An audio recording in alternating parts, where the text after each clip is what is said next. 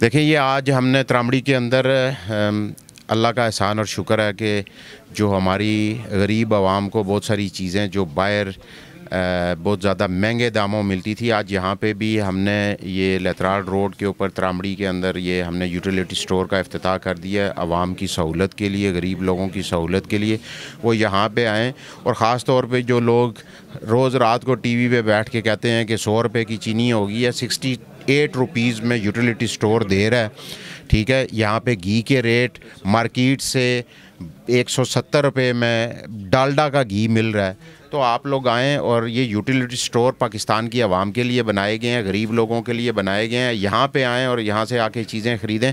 تاکہ آپ لوگوں کو پتہ چلے کہ اصل ریٹ کیا ہے۔ ہمارے NA52 میں ترامڑی چوک پہ